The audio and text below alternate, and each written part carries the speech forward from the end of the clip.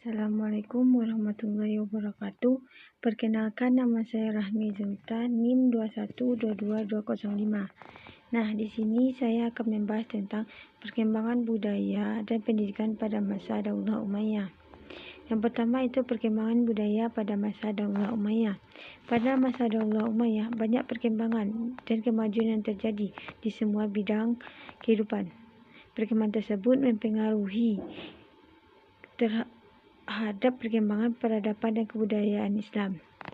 Ada beberapa perkembangan budayaan yang dilakukan oleh para khalifah Bani Umayyah. Yang pertama yaitu arsitektur. Seni bangunan pada masa Daulah Umayyah adalah bangunan sipil berupa kota-kota dan bangunan-bangunan agama berupa masjid-masjid.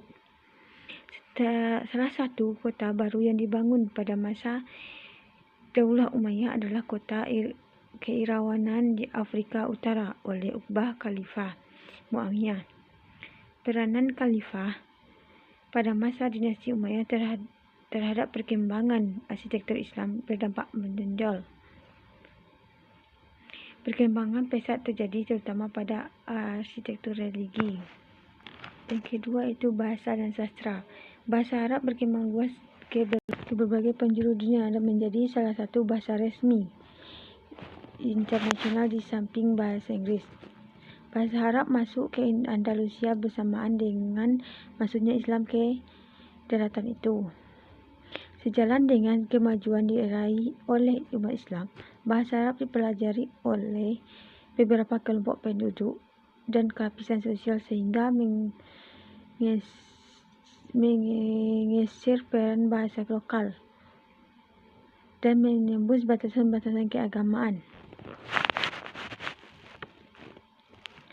Sejalan dengan perkembangan bahasa Arab, berkembang pula kesusastraan sebelum kedatangan Islam.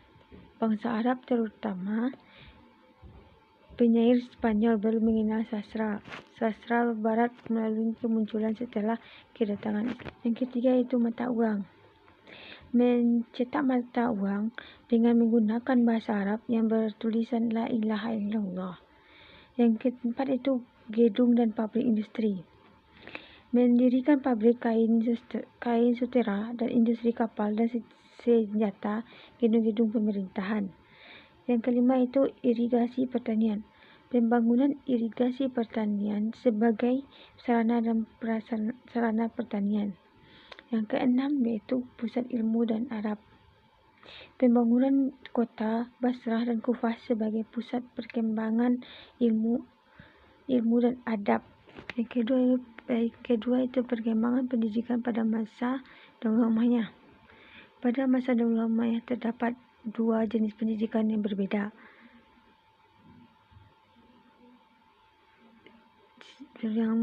Pendidikan yang berbeda sistem dan kurikulum yaitu pendidikan khusus dan pendidikan umum. Pendidikan khusus adalah pendidikan yang diselenggarakan dan diperuntukkan bagi anak-anak khalifah dan anak-anak pembesar. Tempat pendidikan khusus yaitu di istana. Sedangkan pendidikan umum adalah pendidikan yang diperuntukkan bagi rakyat biasa.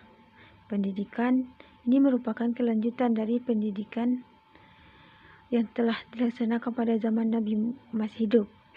Ia merupakan sarana yang amat penting bagi kehidupan agama. Kurikulum pendidikan pada dinasti Umayyah meliputi ilmu agama, ilmu sejarah dan geografi, ilmu pengetahuan budaya, dan ilmu filsafat. Adapun tempat pendidikan pada masa Bani Umayyah, yang pertama yaitu kutab atau maktab, adalah tempat belajar menulis. Kutab merupakan tempat anak-anak belajar menulis dan membaca menghafal Al-Quran serta belajar pokok-pokok ajaran Islam. Yang kedua itu masjid.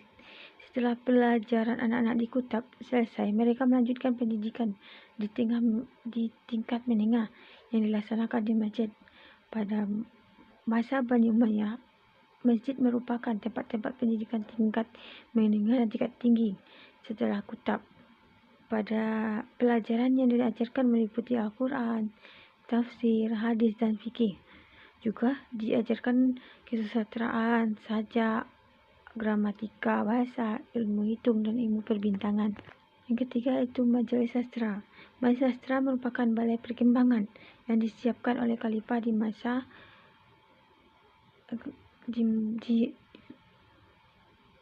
dihiasi dengan hiasan yang indah, hanya diperuntukkan bagi sastrawan dan ulama terkemuka. Yang keempat itu pendidikan istana. Pendidikan istana merupakan pendidikan yang diorganisir khusus anak-anak khalifah dan pejabat pemerintahan.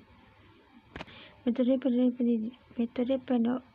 pendidikan pada Bani Umayyah dan masa pemerintahan Daulah Bani Abbasiyah tidak jauh berbeda. Ada beberapa metode yang dilakukan oleh Bani Umayyah. Yang pertama itu metode lisan. Metode lisan berupa dikte, ceramah, qiraah, dan diskusi. Yang kedua itu metode menghafal. Metode menghafal merupakan metode yang peserta didik harus membaca berulang-ulang kali pelajarannya sehingga pelajaran tersebut terhafal. Yang ketiga itu tulisan. Metode tulisan dapat dikatakan sebagai kopian buku-buku ulama. Dan yang terakhir itu ihlah. Metode ihlah adalah metode mencari hadis yang tersebar di seluruh daerah pada masa Umar bin Abdul Aziz, karena mulai ada orang-orang yang menyelewengkan makna hadis sehingga muncullah ilmu nahwu. Nah, sekian pembahasan kita pada kesempatan kali ini.